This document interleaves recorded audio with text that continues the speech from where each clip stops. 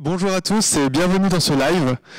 Depuis le mois de décembre, nous avons ouvert l'exposition L'Oiseau rare. Malheureusement, dans les circonstances actuelles, nous ne pouvons vous la présenter. Alors, nous avons décidé de vous inviter jusqu'à nous dans cette salle. Et en partenariat avec le CNRS, nous avons conçu une conférence sur les oiseaux, et nous sommes ici pour vous parler donc des oiseaux et de leurs ancêtres. Nous sommes actuellement dans la salle Origine, les récits du monde, sous les regards attentifs de nos dinosaures et de notre Camarasaurus juste au-dessus de ma tête. À la fin de cette conférence, vous pourrez poser vos questions sur le fil de commentaires et je les transmettrai. Je vous laisse donc entre les mains de Romain Amiot et je vous souhaite un beau voyage dans le monde des dinosaures à plumes.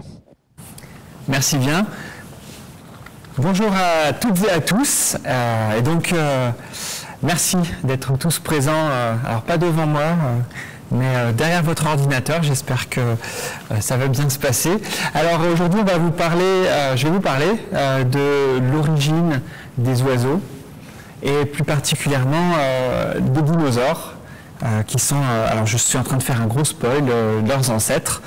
Et donc avant de plonger directement dans le Jurassique, on va regarder quelques petits éléments. Je vais vous parler de quelques bases.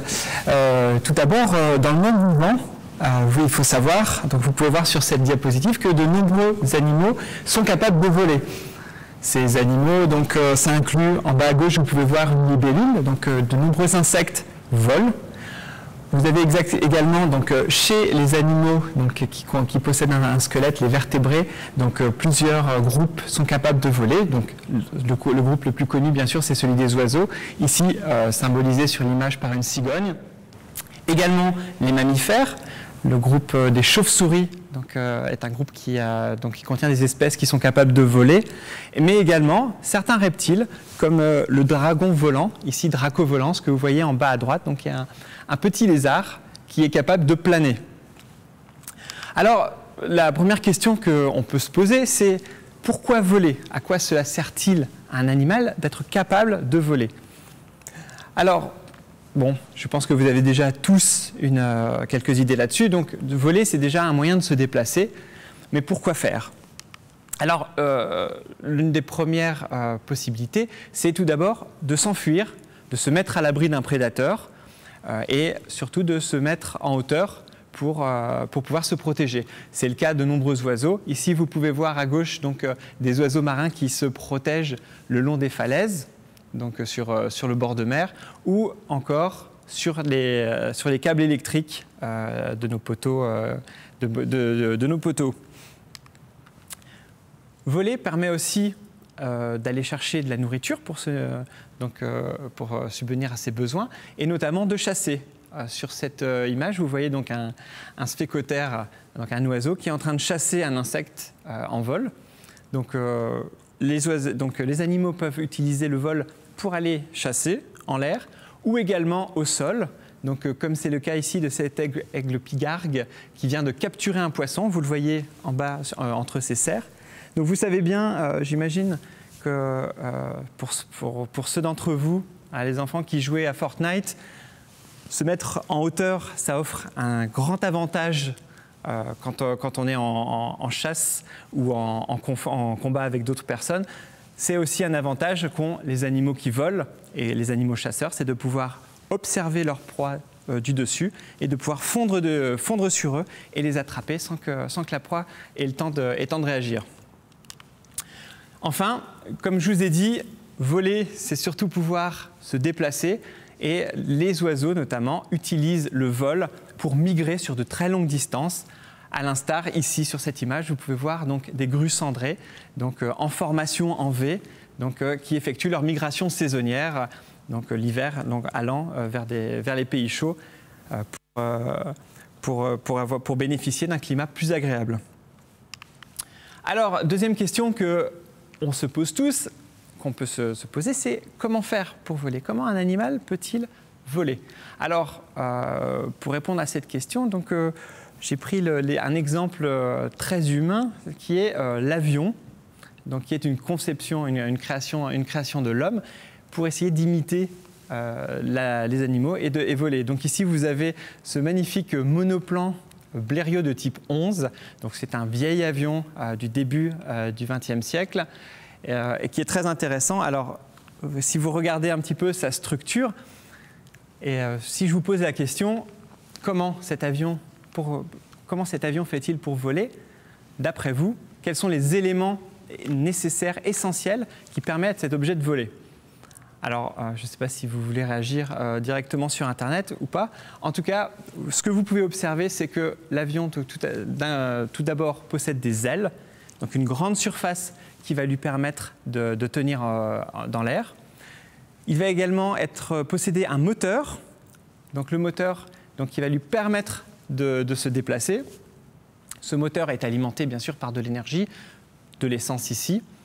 Et également, cet avion doit être très léger. Et donc, vous pouvez voir sur sa structure en fait, que la conception a été allégée au maximum pour que l'avion puisse décoller facilement. Donc, si on résume ça, donc, pour voler, il faut des ailes, il faut un moteur, il faut de l'énergie et surtout, il faut être léger. Il faut avoir une structure très légère.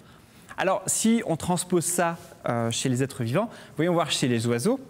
Donc, tout d'abord, les ailes. Donc, les oiseaux, l'aile est formée par le membre antérieur sur lequel sont implantées des plumes. Donc, ce sont les plumes que vous voyez ici sur cet aigle qui forment l'aigle et donc qui forment une surface suffisamment importante pour que l'animal puisse voler. Il faut également un moteur. Alors, chez les animaux, le moteur, ça va être les muscles. Les muscles qui vont permettre de battre des ailes et de pouvoir décoller. Donc, ça va être les muscles en avant, donc les muscles pectoraux, mais pas que. Et chez les oiseaux, donc, ces muscles sont très développés, sont énormes. Si vous mangez un poulet, les muscles pectoraux, ça va constituer ce qu'on appelle les blancs de poulet. Et pour pouvoir insérer ces énormes muscles, en fait, il y a une structure osseuse, ici que vous voyez en bleu sur la diapositive, qui s'appelle le bréchet. Et ce bréchet, donc, ça forme une espèce de grande lame osseuse sur laquelle sont fixés ces muscles énormes et qui permettent à l'oiseau de battre des ailes de cette manière-là. Vous voyez à droite donc, quelques pigeons là, qui montrent une séquence de vol en battant des ailes. Donc ça, c'est le moteur. Ensuite, il nous faut de l'énergie. Il faut de l'énergie pour alimenter ces muscles. Donc l'alimentation fournit une grande partie de l'énergie, mais il faut également de l'oxygène. De l'oxygène à brûler. Donc cet oxygène vient de l'environnement lors de la respiration que les animaux respirent. Donc tous les animaux qui respirent possèdent effectivement des poumons. Vous voyez là sur cette image les poumons en violet. Mais chez les oiseaux, on a un dispositif amélioré, très très amélioré, qui consiste en une série de sacs d'air, donc des sacs aériens, que vous voyez ici sur l'image en bleu, donc à l'avant des poumons et en vert à l'arrière des poumons. Vous pouvez même voir, si vous regardez attentivement l'image, que donc, ces sacs s'étendent jusqu'à l'intérieur des os, et donc ils sont remplis d'air, et ça permet en fait aux poumons d'être oxygénés de manière très efficace, même avec un boost à chaque respiration, ce qui donne suffisamment d'énergie à l'animal pour pouvoir battre des ailes et voler de manière efficace. Enfin, une structure légère. Il faut que l'oiseau soit léger. Et donc, pour ce faire, les os des oiseaux sont très allégés. Alors ici, juste pour vous donner un exemple, vous pouvez voir sur l'image à gauche un fémur, donc c'est l'os principal de la cuisse, un fémur humain tranché, donc ce qui permet de voir la structure à l'intérieur. Et vous voyez que le pourtour de cet os en fait, est très épais. Comparé à droite à deux os tranchés d'un oiseau, donc la grue cendrée, vous voyez que la partie périphérique, qu'on appelle la partie corticale, est très fine, l'os est creux, ou alors sur l'os que vous voyez au milieu, en fait, il contient, excusez-moi, donc il contient en fait des structures allégées et des structures qui vont lui permettre de résister. On appelle ça des structures en nid d'abeille. Donc, maintenant que je vous ai exposé un petit peu quelques principes basiques du vol, je vous invite à plonger au Jurassique. À la fin du Jurassique, il y a à peu près 150 millions d'années. C'est d'ailleurs l'âge à peu près durant lequel vivait notre Camarasaurus, là, qui est bienveillant, qui est au-dessus de moi. Et donc, ici, sur cette image, vous voyez une scène qui se passe donc, au Jurassique, à la fin du Jurassique, 150 millions d'années, en Europe, ce qui est maintenant en partie l'Allemagne. Et vous pouvez voir donc, dans cette scène forestière donc, des dinosaures. Alors, les grands dinosaures... Les plus grands dinosaures que vous voyez, ce sont ce qu'on appelle des sauropodes, donc des dinosaures herbivores qui marchent sur 4 pattes. Et donc celui-là, c'était Europasaurus, donc un animal qui vivait ici en Europe à cette époque. Vous pouvez voir en bleuté au milieu quelques iguanodontiens. Donc ce sont des cousins de l'iguanodon, dont vous avez sûrement vu les dessins animés de Disney, par exemple, donc le dessin animé Dinosaure. En premier plan, vous pouvez distinguer donc, des petits dinosaures carnivores, 2 petits là, juste sous l'iguanodontien, donc des petits Compsognathus, donc des petits dinosaures théropodes, des petits carnivores. Et donc, tout cela donc, constitue donc, un exemple de ce que vous pouviez voir, observer à la fin du Jurassique. Et alors, donc la première question, puisqu'on parle des dinosaures, c'est qu'est-ce que c'est qu'un dinosaure? Alors, un dinosaure, dans le monde animal, dans le règne vivant, qu'est-ce qu'un dinosaure? Donc, c'est un animal, ça vous le savez tous, mais plus particulièrement, c'est un animal qui possède un squelette composé d'os, donc c'est ce qu'on appelle un vertébré. Vous voyez ici un stégosaure sur l'image, donc vous pouvez voir à droite son crâne avec ses mâchoires ouvertes. Ensuite sont prolongées donc, les vertèbres et donc toute la colonne vertébrale qui va jusqu'au bout de la queue. Et également, donc, il possède des membres antérieurs, des pattes avant que vous voyez donc, du côté de son crâne, des pattes arrière. Et donc le fait qu'il possède ces 4 membres font de lui ce qu'on appelle un tétrapode, un animal à 4 pattes.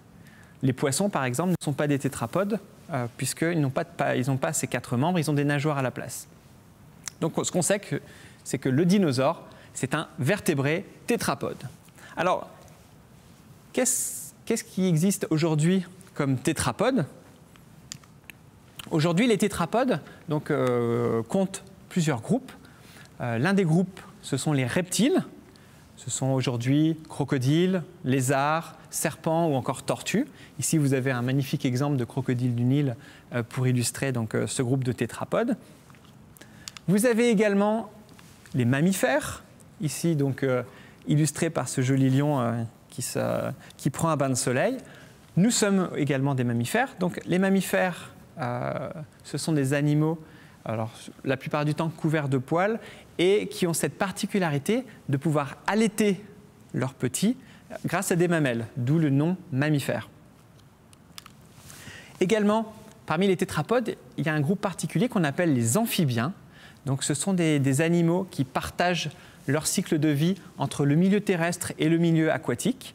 C'est le cas des grenouilles, des crapauds et, par exemple, et des salamandres également. Ici, vous avez un joli crapaud commun qui illustre ce groupe. Et enfin, historiquement, donc, nous avons le groupe des oiseaux. Des oiseaux donc, qui ont comme caractéristique d'être couverts de plumes. Ce sont les seuls animaux actuels qui ont le corps couvert de plumes et qui ont surtout les membres antérieurs, les pattes avant, transformés en ailes, ce qui leur permet, donc, pour la plupart, de voler. Donc la question est, est-ce qu'un dinosaure donc, qui est un tétrapode appartient à l'un de ces 4 grands groupes de tétrapodes qu'on connaît actuels? Et si oui, auquel de ces tétrapodes appartient-il? Alors, j'imagine que vous avez déjà tous quelques idées. A priori, ce n'est pas un mammifère, a priori, ce n'est pas un amphibien. Donc, si on regarde au niveau de son anatomie, de certaines structures de son anatomie, ici, vous avez un magnifique tyrannosaure qui va nous illustrer le propos. On peut observer qu'au niveau de ses mâchoires, donc au niveau du crâne en bas à gauche, il a donc les mâchoires garnies de dents. Et si vous regardez bien ces dents, elles ne sont pas toutes au même niveau. Certaines sont plus... certaines sont en train de pousser, certaines sont déjà fonctionnelles. Et si jamais, si on pouvait en plus lui casser un petit peu les os de la mâchoire, on verrait qu'il y a des dents qui se forment à l'intérieur des mâchoires. C'est-à-dire que les dents des dinosaures sont un remplacement continu. Tout au long de leur vie, ils fabriquent des dents. Les dents sont fonctionnelles dans la mâchoire une partie de l'année, puis tombent, et sont remplacées par d'autres dents. Aujourd'hui, les crocodiles ont aussi des dents à remplacement continu comme ça. Autre élément, il y en a beaucoup, mais je vais en garder que deux. Le corps d'un tyrannosaure, on en a trouvé donc des empreintes fossiles et couvertes d'écailles. Vous voyez ici à droite un fossile. Donc ce fossile, c'est un morceau de sédiment sur lequel est imprimée la peau du corps d'un tyrannosaure, donc qui a fossilisé. Et vous pouvez voir, donc toutes ces petites structures, ce sont des écailles. Donc le tyrannosaure possédait une peau écailleuse et des dents à remplacement continué. Alors, naturellement, on va se dire, bon, le tyrannosaure, c'est un reptile, puisqu'il possède de nombreux caractères communs avec les crocodiles, avec les lézards, les serpents, etc. Donc, ok, c'est un reptile. Alors, vous allez me dire, bon, et les dinosaures dans tout ça, revenons il y a 150 millions d'années, maintenant qu'on a ça en tête. Cette fois-ci, on ne va pas se concentrer sur les grands dinosaures qu'on voit là, on va se concentrer sur, alors vous voyez en bas à droite, donc il y a une souche, et sur la souche, vous voyez un autre petit animal. Voilà, j'en fais un gros zoom ici. Vous voyez ici quelque chose qui étend ses bras, il a l'air d'avoir des ailes, et il s'agit d'un oiseau. Il s'agit de l'Archéoptéryx, donc un oiseau fossile, donc qui a été découvert au XIXe siècle dans des carrières de calcaire en Bavière, donc en Allemagne.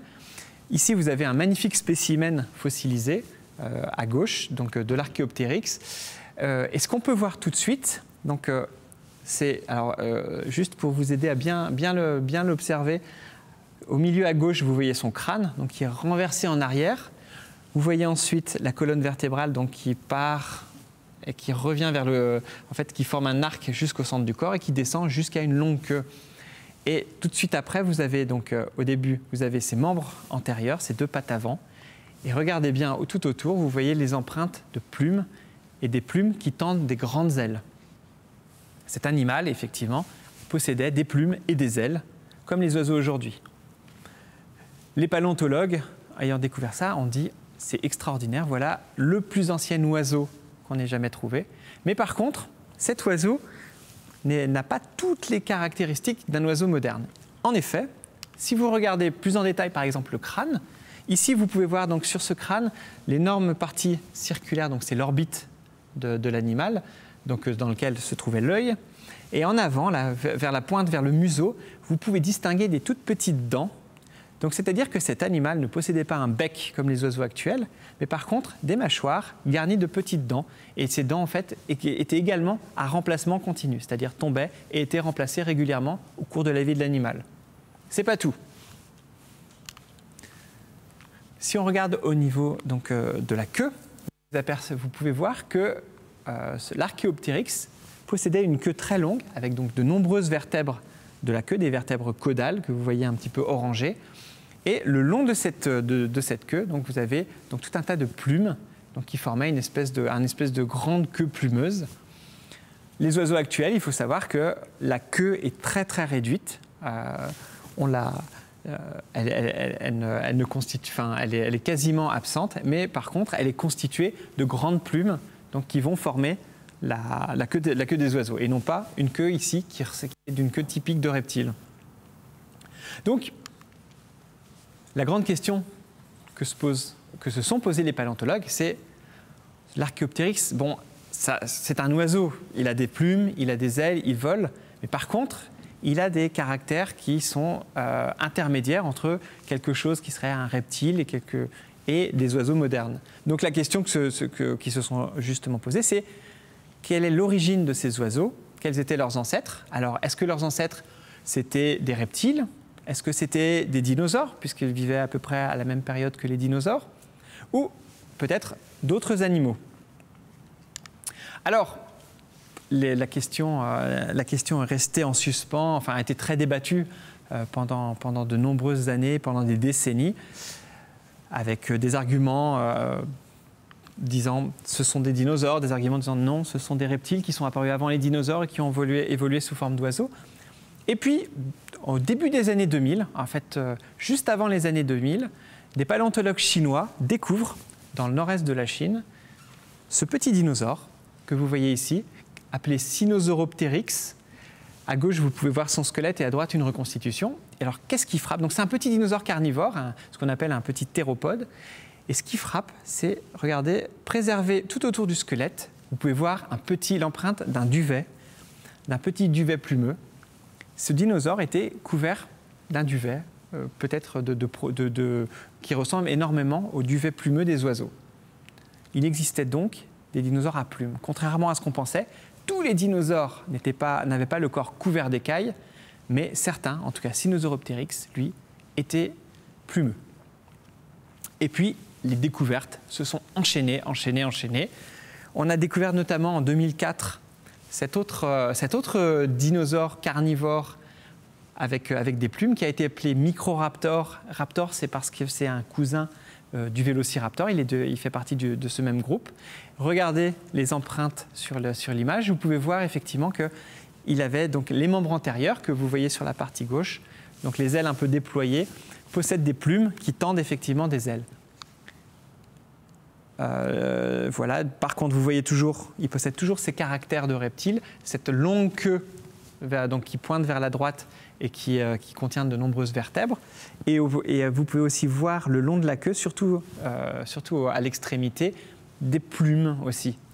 C'est indiqué par la flèche blanche.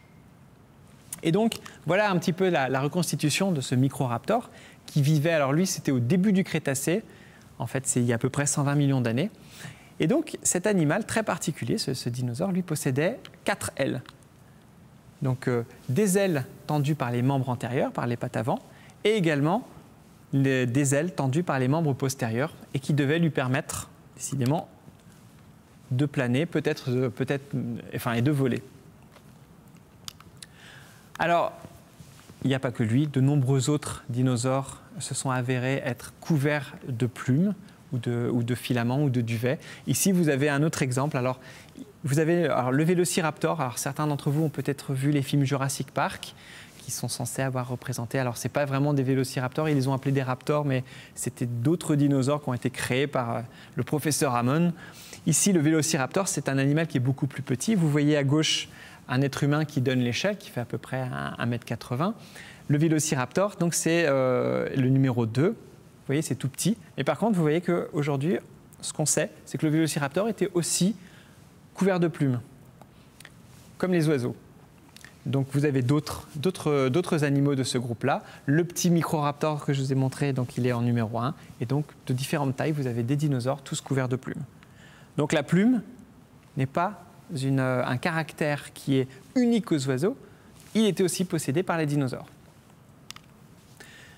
Je vous ai parlé donc du système respiratoire et plusieurs études ont montré que certains dinosaures, alors notamment chez les théropodes, donc chez le même groupe que le Vélociraptor par exemple, ici vous avez un Majungasaurus, donc c'est un dinosaure carnivore qui vivait sur l'île de Madagascar à la fin du Crétacé, et en étudiant la structure des os de la colonne vertébrale le long des vertèbres donc sur une bonne partie du corps, ils se sont aperçus que les os étaient creux et possédaient en fait des emplacements permettant l'insertion, en plus des poumons, de sacs aériens comme les oiseaux actuels. Donc voilà un petit peu sur cette image reconstituer la disposition du système respiratoire de ces dinosaures, donc théropodes, avec donc un sac antérieur, un sac postérieur. Alors le sac antérieur, il est bleu, le poumon principal, enfin les poumons principaux, et puis des sacs postérieurs en vert. Et donc, je vous remets l'image le même graphe sur l'oiseau. Vous voyez que c'est un dispositif qui est très similaire et donc qui permet à ces animaux d'avoir une activité physique soutenue avec un apport d'énergie amélioré par rapport aux autres animaux. Enfin, je vous avais dit donc que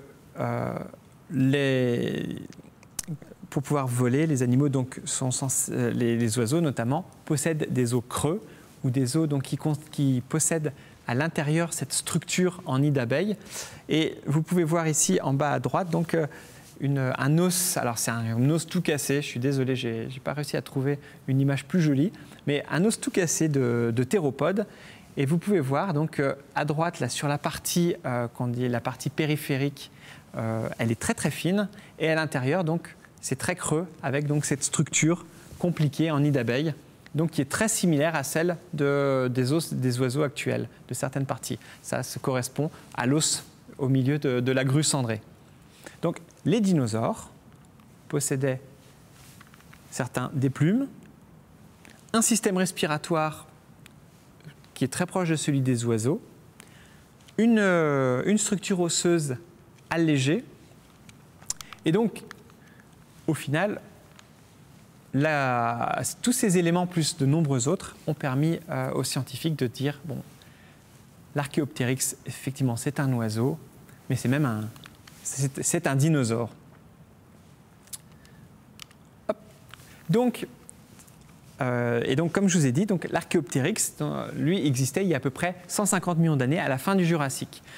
D'autres découvertes plus anciennes, donc là, on est 10 millions d'années plus anciens, donc au milieu du Jurassique. D'autres dinosaures carnivores, d'autres théropodes, ont également fait plusieurs tentatives pour voler. Vous avez ici un exemple assez étonnant. Il vient aussi du nord-est de la Chine. Le petit dinosaure s'appelle Yi, que vous voyez ici reconstitué. C'est un dinosaure également couvert donc, de ce qui pourrait s'apparenter à des plumes ou un duvet, mais qui possédait au niveau des membres antérieurs donc, une aile tendue par un voile de peau. C'est un dinosaure, alors on l'a appelé le dinosaure chauve-souris parce que cette structure ressemble pas mal à celle des ailes de chauve-souris. Attention, ça n'a absolument rien à voir. Ce n'est pas du tout les mêmes os qui tendent l'aile, mais c'est quelque chose qui ressemble énormément. À droite, vous pouvez voir son squelette.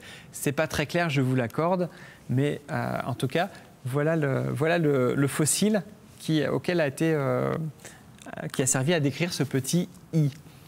Et donc, quand je dis petit, c'était une petite bête grosse comme ça, d'accord? Ce n'était pas quelque chose d'énorme.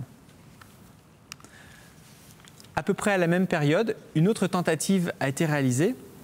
C'est également le modèle du dinosaure volant à 4 ailes, comme le Microraptor, mais celui-là, il est plus ancien. Il s'appelle Anchiornis, ça veut dire le presque oiseau. Vous voyez ici son squelette, lui aussi couvert de plumes, et donc il devait pouvoir probablement planer grâce à ces 4 ailes, donc des ailes sur les membres antérieurs et puis des ailes sur les membres postérieurs. Vous pouvez voir là sur cette reconstitution. Donc pareil, c'est un petit dinosaure qui n'est pas bien grand. À partir de ces essais, donc effectivement, ensuite, les oiseaux sont apparus. On a eu l'Archéoptéryx à la fin du Jurassique. Et dès le début du Crétacé, on commence à avoir de nombreux groupes d'oiseaux qui vont apparaître. Je vais vous en montrer juste quelques-uns. Vous avez ici, à gauche, donc, provenant du nord-est de la Chine, donc, le petit Shan Wenniao, donc, que vous voyez ici. Donc, là, on est vraiment sur des oiseaux. Ce sont des oiseaux vrais. La queue est déjà toute réduite. Alors sur une autre espèce dont vous voyez le fossile à droite, qui a fait partie du même groupe, Longiptéryx, vous pouvez voir qu'en bas du spécimen, la queue était très petite, atrophiée. Donc la queue que vous voyez, c'est vraiment tendue par des plumes. En revanche, cet animal, alors je ne sais pas si vous pouvez le voir sur votre écran, mais il n'a pas encore de bec, mais il possède encore des dents, des petites dents. Donc celui-là, d'autres oiseaux, donc, comme le fameux Confucius ornis, donc l'oiseau de Confucius, qui vivait à peu près la même année, au Crétacé inférieur, donc il y a à peu près 120 millions d'années. Lui, par contre, possédait un bec, n'avait déjà plus de dents, et sinon possédait de nombreuses caractéristiques qui en fait un oiseau. Des ailes tendues par des plumes. Alors lui, il avait une caractéristique assez intéressante, c'est que chez certains individus, je ne sais plus si les mâles ou les femelles, en fait, ils possédaient deux énormes plumes donc, à l'arrière de la queue, donc qui lui donnent cette apparence très particulière. Je vous ai montré deux exemples. Il y en avait beaucoup, une grande diversité d'oiseaux qui est apparue. Et puis, à la fin du Crétacé, alors là c'est un oiseau qui est beaucoup plus connu. Donc, c'est ce qu'ils ont appelé le Lyctiornis, donc du Crétacé supérieur d'Amérique du Nord. Là, on a un oiseau qui est encore plus développé. Il possède alors toujours chez cette espèce des mâchoires garnies de petites dents. Par contre, vous pouvez observer une très intéressante structure sur le squelette. Regardez en avant, vous pouvez voir qu'il a un bréchet. Donc, ce qui indique qu'il avait donc des muscles pectoraux donc très développés qui lui permettaient d'effectuer un vol battu comme les oiseaux modernes. Enfin, parce que je ne vais pas m'étaler sur trop d'exemples, pendant que certains oiseaux donc, développaient leur capacité au vol, d'autres ont changé carrément de mode de vie. Ici, vous avez Hesperornis, donc de la fin du Crétacé, il y a à peu près 80 millions d'années, toujours en Amérique du Nord. Cet oiseau, lui, par contre, a perdu les ailes, même a perdu ses membres antérieurs, et s'est adapté à un mode de vie aquatique, comme aujourd'hui les pingouins, les manchots. Et donc cet oiseau, lui, vivait dans l'eau. Et vous pouvez le voir donc, sur ce squelette et la reconstitution associée. Et toujours, c'est un oiseau qui possédait des dents. Mais ça, là maintenant, on est vraiment, ce sont des oiseaux. Alors, ces oiseaux donc, ont évolué jusqu'à aujourd'hui nous donner cette diversité. Et si on revient donc sur la question du départ, donc qu'est-ce qu'un dinosaure? Donc on avait dit à partir de certains éléments de son anatomie qu'il s'agissait d'un reptile. Effectivement, il a de nombreux caractères reptiliens.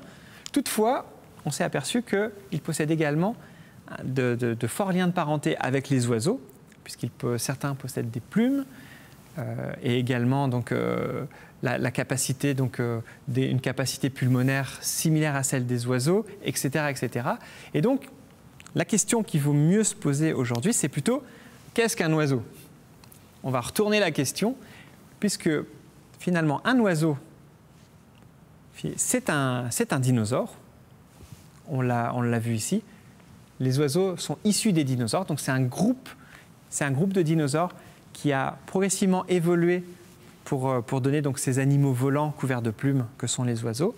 Puisque les dinosaures sont des reptiles, donc les oiseaux aussi, ce sont des reptiles. Alors, bon, ça fait peut-être beaucoup de choses je chamboule déjà peut-être beaucoup de choses, mais ce qui est très intéressant, c'est qu'est-ce que ça implique tout ça? Ça implique que l'histoire des dinosaures, donc apparue il y a à peu près 230 millions d'années, donc à une époque qu'on appelle le Trias. Alors attendez, parce que là du coup je suis un peu mélangé dans mes diapos. Hop, je vais vous le montrer ici. Donc les dinosaures qui sont apparus au Trias il y a à peu près 230 millions d'années. Donc à une époque où en fait ils constituaient, donc c'était pas les animaux les plus gros de leurs environnements. Vous voyez ici, alors c'est un gros paquet d'autres tétrapodes. Dans ces environnements, en fait, on avait, alors vous pouvez voir en bleu, donc une personne donc, qui montre l'échelle. Alors parmi les dinosaures, ils sont sur la partie gauche. Donc en haut, vous avez un Herrerasaurus en vert, vous avez un petit Pisanosaurus en orangé. En bas à gauche, vous avez, attendez, j'essaye de voir, un Pamphagia et un Eoraptor. Donc ça, ce sont des petits dinosaures primitifs, donc, qui dataient de 230 millions d'années. Et par contre, ils étaient beaucoup plus petits que la plupart des autres tétrapodes, comme des grands reptiles mammaliens. Donc vous voyez, ce sont les plus gros, mais également certains cousins ancestraux des crocodiles, donc que vous voyez ici en vert sur la droite au milieu, et donc qui, eux, par contre, étaient les maîtres de cette époque. Et donc petit à petit, progressivement, les dinosaures donc, ont colonisé, enfin ont grandi, sont devenus les principaux, les animaux donc, qui, grâce à leur gigantisme, ont carrément régné en maître sur les continents, jusqu'à la fin du Crétacé, où en fait une catastrophe a permis, alors hop, là je vais passer Hop, voilà, une grande catastrophe, donc il y a à peu près 66 millions d'années. Alors peut-être que dans vos livres, c'est 65 millions d'années. Alors cet âge-là, c'est approximatif. Aujourd'hui, les nouvelles recherches, les nouvelles études ont montré que la fin du Crétacé, c'est 66 millions d'années. Donc maintenant, on dit 66 millions d'années. C'est la crise Crétacé-Tertiaire. Et à cette époque-là, donc, il y a eu une succession d'événements. On a eu la chute de gigantesques, alors un astéroïde, une comète. Une nouvelle étude a l'air de montrer que peut-être ce n'est pas un astéroïde, etc. S'est écrasé sur Terre, a provoqué donc un énorme bouleversement, des bouleversements climatiques, des bouleversements environnementaux, qui ont créé donc une extinction de masse, une extinction de nombreux animaux disparus. Et donc, ce qu'on disait, c'était qu'à l'époque, c'était la fin des dinosaures. Maintenant, on sait que non, puisque les oiseaux étant des dinosaures, ça veut dire qu'il y a quand même un groupe de dinosaures qui a survécu à cette grande extinction, les oiseaux, et qui ensuite se sont rediversifiés, ont donné de nombreuses formes, jusqu'à aujourd'hui être finalement des groupes de vertébrés tétrapodes, à part les reptiles, les autres reptiles, un groupe de vertébrés très diversifié. Juste pour vous donner un ordre d'idée, aujourd'hui il y a à peu près plus de 10 000 espèces d'oiseaux. Nous les mammifères, qui disons être supérieurs, on n'en est qu'à 5-6 000 espèces. Voilà, donc je suis en train de faire dans le désordre. Donc pour conclure, et puis ça va être le message, c'est quand vous regardez ce gentil pigeon et que vous l'appelez un oiseau et que les dinosaures ont disparu, lui il va vous répondre non, non, non, je suis un dinosaure, je suis même un reptile. Je vous remercie pour votre attention et puis si vous avez des questions, du coup on a beaucoup de temps pour les questions et puis voilà.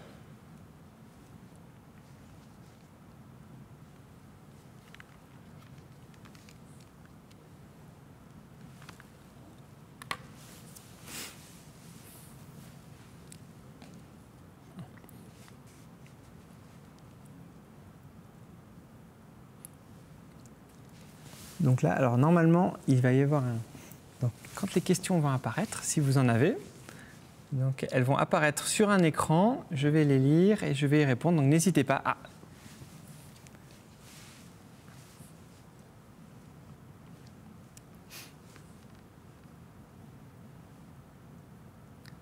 Ah, ça commence.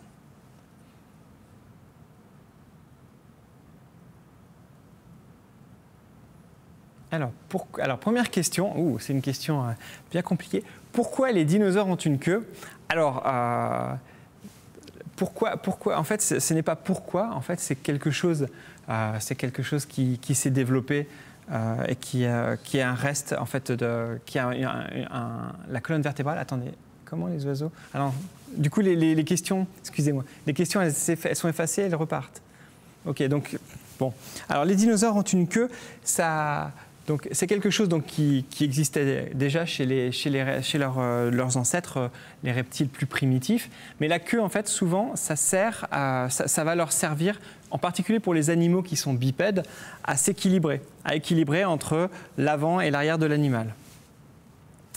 Pour comment les oiseaux ont survécu? Alors ça fait partie de ces grands mystères. Alors l'une des hypothèses de cette extinction de la fin du Crétacé, c'est que en fait l'événement, astéroïde, météorite, ou alors le volcanisme, parce que j'en ai pas parlé, mais au même moment en Inde, donc il y a eu d'énormes quantités de gaz et de poussière qui ont été émises par des volcans, notamment au niveau des trappes du Décan. Et donc, on pense que ces différents cataclysmes ont partiellement obscurci le ciel. Donc, il y a des quantités de poussière qui ont obscurci le ciel et qui ont en fait bloqué les rayons solaires pendant quelques temps, peut-être quelques mois, peut-être quelques semaines, en tout cas suffisamment longtemps pour que les plantes en fait soient décimées, mais puissent survivre sous forme de graines ou au niveau de leurs racines. Et donc, n'ayant plus de plantes, toutes les chaînes alimentaires qui se basent sur des animaux herbivores ont disparu. C'est-à-dire que si on prend juste le cas des dinosaures, donc les dinosaures herbivores n'avaient plus rien à manger, donc ils mouraient. Les dinosaures carnivores, n'ayant plus de proie à manger, ont disparu également, et ainsi de suite. Et donc, toutes ces toutes ces chaînes alimentaires se sont effondrées et donc ont créé cette disparition. En revanche, les animaux dont la base des chaînes alimentaires était par exemple des insectes qui eux-mêmes se nourrissaient de la matière organique du sol, on pense que donc ça va concerner donc les petits mammifères, ça peut concerner donc des petits animaux prédateurs comme les oiseaux. Ils ont pu survivre à cette période particulière simplement parce qu'ils leur alimentation n'avait pas comme base les plantes, mais autre chose dans le milieu naturel. Et ça permet d'expliquer une bonne partie du côté sélectif de cette extinction. Alors, question suivante. Est-ce que le dinosaure oiseau qui est devenu aquatique est l'ancêtre de la baleine? Ah, alors, non, pas du tout. Pas du tout. Ce dinosaure, cet oiseau aquatique, c'est un oiseau. La baleine, en fait, il faut savoir, c'est un mammifère. L'ancêtre de la baleine, c'était un animal terrestre, ce qu'on appelait un cétartiodactyle. C'est un animal dont les plus proches cousins actuellement, ça va être le bœuf, par exemple la vache. Donc c'est un mammifère et donc dont un groupe s'est progressivement transformé en animal marin et donc a donné la baleine. Donc c'est pas du tout un oiseau, c'est pas un dinosaure. Alors est-ce que le T-Rex a des plumes? A priori le T-Rex lui-même, on ne pense pas, en tout cas on n'a pas trouvé de traces de plumes. C'est possible que peut-être les jeunes T-Rex, les jeunes tyrannosaures en possédaient, mais en fait chez l'adulte, ce qu'on a retrouvé c'est de l'empreinte de peau. Par contre, on a retrouvé chez des ancêtres du T-Rex, notamment un grand tyrannosauroïde du Crétacé inférieur, donc il y a à peu près 120 millions d'années, qui s'appelait U. tyrannus. Il faisait 9 mètres de long, c'était quand même un animal gigantesque, et lui était couvert de plumes. Alors, comment connaissez-vous la couleur des écailles et des plumes? Alors ça, c'est quelque chose de très récent. Jusqu'à maintenant, effectivement, on n'avait aucune idée de la couleur des écailles et des plumes des dinosaures. Alors ce qu'on faisait, c'est qu'on imaginait que, comme pour les animaux actuels, le pelage, la couleur d'un pelage leur servait probablement à avoir un avantage en tant qu'animaux vivants. L'avantage, ça pouvait être se camoufler, ça permet de se cacher des prédateurs ou alors d'aller chasser des proies, ou alors, comme chez certains oiseaux tropicaux, cet avantage, c'était de pouvoir trouver un partenaire pour pouvoir faire des petits. Et donc, on imaginait donc des couleurs en fonction de l'environnement dans lequel on les avait découverts, allant de vert, marron dans les environnements forestiers jusqu'à des couleurs peut-être plus claires dans les environnements plus ouverts ou plus désertiques. Mais depuis quelques années, on a découvert donc des fossiles qui possédaient, donc, quand on les a regardés au microscope, on a vu des empreintes de peau et dans ces empreintes, on pouvait même observer des structures qu'on appelle les mélanosomes. Et ces mélanosomes, ce sont des structures qui contiennent les pigments qui donnent les couleurs aux animaux. Et donc, en analysant la forme de ces structures, on est maintenant capable, pour certains animaux, de donner quelques éléments sur leur couleur. Donc, ce que vous avez vu, par exemple, le Microraptor, là, tout noir irisé, c'est une couleur qui a été reconstituée à partir de l'étude de ces mélanosomes. Tout comme le petit dinosaure Sinosauropteryx, donc celui qui était bariolé, orange et blanc. Pareil, grâce à l'étude des mélanosomes, on a pu reconstituer cette couleur. Alors, question suivante. Comment on donne les noms aux dinosaures? Quel est le dinosaure derrière vous? Alors, comment on donne les noms aux dinosaures? Alors ça c'est à la discrétion du scientifique qui va décrire et découvrir le dinosaure. En général, on est libre. Les paléontologues sont libres de donner le nom qu'ils veulent. Généralement, ce qu'on va choisir, c'est soit lui donner un nom qui correspond au lieu où on l'a trouvé, soit un nom qui va correspondre à une particularité qu'il va avoir, comme Anchiornis, qui veut dire le presque oiseau. On peut aussi lui donner le nom d'un découvreur. Par exemple, il existe un petit raptor, un cousin des vélociraptors en France, qui s'appelle Variraptor mechinorum. Et donc, Variraptor, ça veut dire le voleur du Var, donc c'est-à-dire le vélociraptor du Var. Et Mechinorum, c'est parce qu'il a été découvert par Patrick et Annie Méchain, donc, qui sont des chercheurs de fossiles français, et donc qui ont découvert ce petit fossile. Alors le dinosaure derrière moi, si on parle de celui-là, donc c'est Camarasaurus. Donc c'est un dinosaure sauropode, donc un cousin du Diplodocus, et qui vivait en Amérique du Nord à la fin du Jurassique, il y a à peu près 150-145 millions d'années. Alors, suivant, à quel endroit se trouve la comète qui a tué tous les dinos? Alors, ce qu'on a trouvé, on a découvert un cratère au Mexique, dans les péninsules du Yucatan, un cratère qui fait à peu près 200 km de diamètre, donc c'est énorme au niveau distance, et qui a dû correspondre à un astéroïde qui faisait à peu près 10 km de long et qui s'est écrasé là-bas. Et on pense que ce cratère est probablement celui qui a causé en fait, cette grande crise à la fin du Crétacé. Mais d'autres cratères à peu près du même âge ont été découverts à d'autres endroits de la Terre, notamment en mer du Nord. Donc il est possible en fait, qu'il n'y ait pas eu un seul astéroïde, une seule météorite qui soit tombée, mais une pluie, plusieurs météorites, et donc qui, ensemble, elles ont toutes contribué à créer ce cataclysme. Est-ce que les serpents sont des dinosaures? Alors non, les serpents ne sont pas des dinosaures, donc ce sont des reptiles. C'est un autre groupe de reptiles qui, lui, donc, a évolué différemment, en fait, en perdant les membres antérieurs et postérieurs, notamment, et pour s'adapter, pour se spécialiser dans un mode de vie plus fouisseur et rampant. Ce qui est intéressant, c'est que dans des gisements datés d'à peu près 100 millions d'années, donc au milieu du Crétacé, on a découvert des formes intermédiaires des serpents qui avaient encore leurs pattes postérieures, mais qui avaient déjà perdu leurs pattes antérieures. Donc chez les serpents, on a découvert des formes transitoires qui montrent la perte des membres au fur et à mesure. Alors, pourquoi les oiseaux n'ont plus de dents? Bonne question. Alors, ça allait un peu vite. Donc, les oiseaux n'ont plus de dents. En fait, c'est une voie évolutive qu'ils ont choisie. En fait, c'est par sélection naturelle.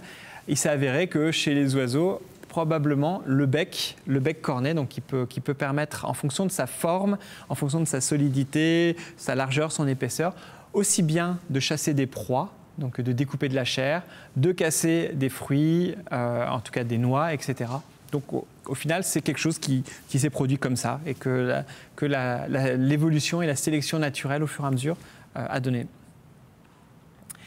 Alors attention, ça c'est une question bien précise.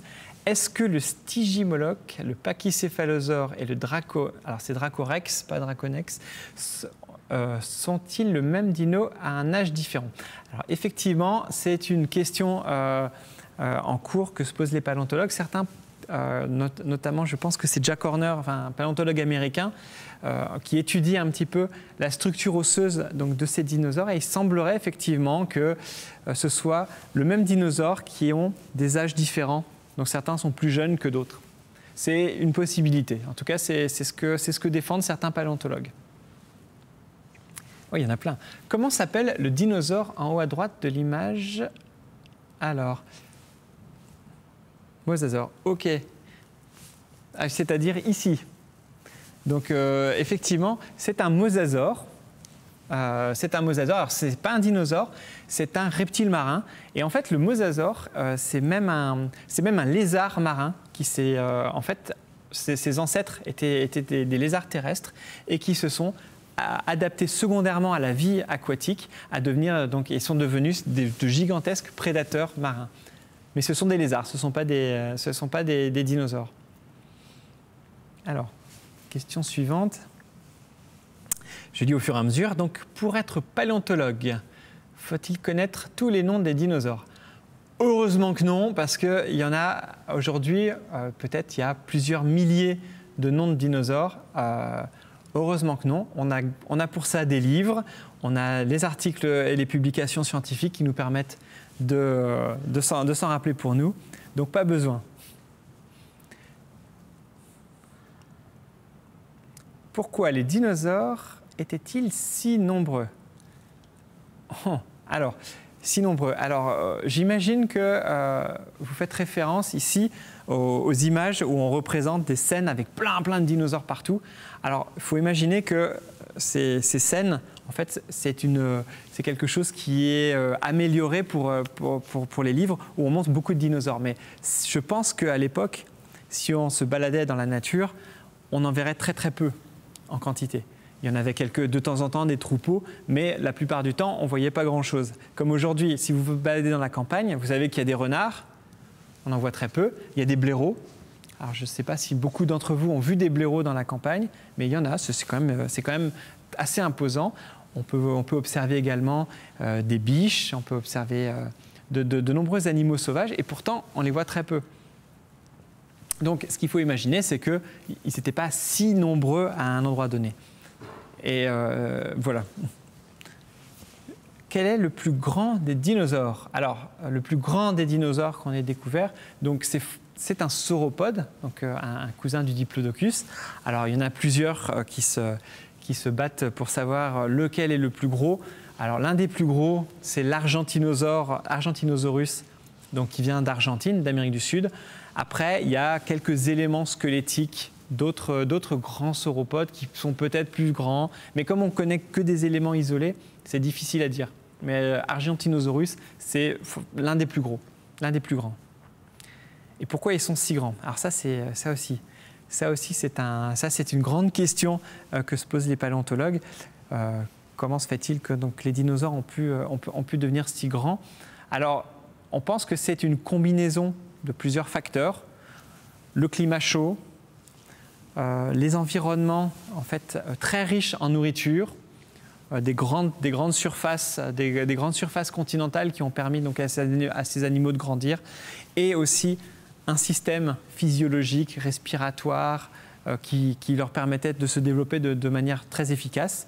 Aujourd'hui, normalement, on devrait pouvoir avoir aussi des animaux gigantesques. Le problème, c'est que nous, les hommes, les humains, les gros animaux, on a tendance malheureusement à les chasser et à les décimer.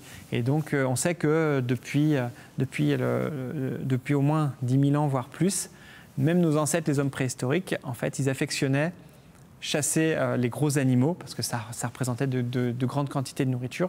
Et il est possible que en fait, la surchasse de ce qu'on appelait la mégafaune, donc tous ces animaux gigantesques, font qu'aujourd'hui, en fait, il reste quelques grands animaux, l'éléphant, la girafe, quelques gros ours, mais sinon, en fait, ils sont pas beaucoup plus gros que ça parce que, on les a empêchés de grandir.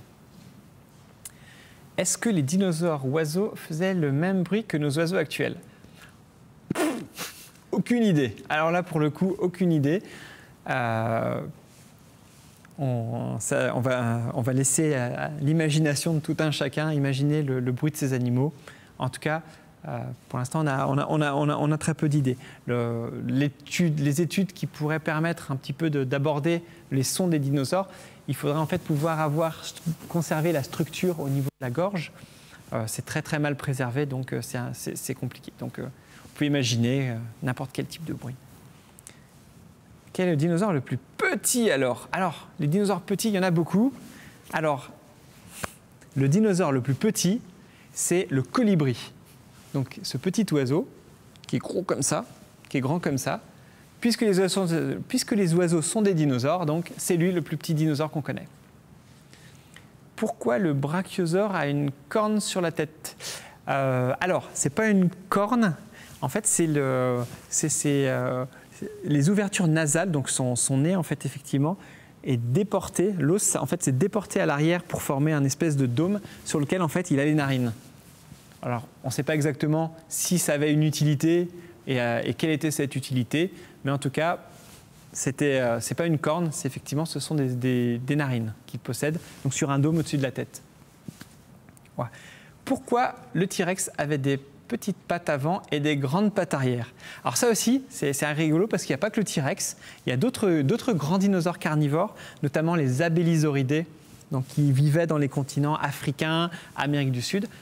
Plusieurs grands dinosaures carnivores se sont spécialisés en ayant une forme avec une tête énorme, donc avec des dents gigantesques et des membres antérieurs qui se sont réduits. Probablement, ils n'en ont pas eu d'utilité. Et donc, la sélection naturelle a fait que les formes avec une tête de plus en plus grosse, avec des dents de plus en plus énormes, étaient suffisantes peut-être pour survivre et puis pour pour évoluer. Donc voilà, il y a plusieurs groupes de dinosaures qui ont développé cette particularité.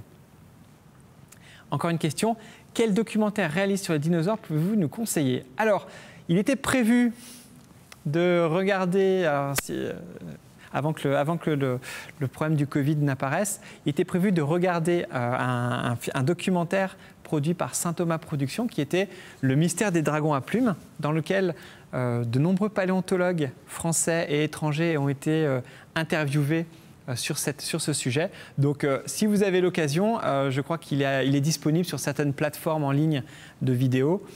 Ça s'appelle Le mystère des dragons à plumes, et donc je vous recommande de le regarder, puis vous me reverrez dessus encore.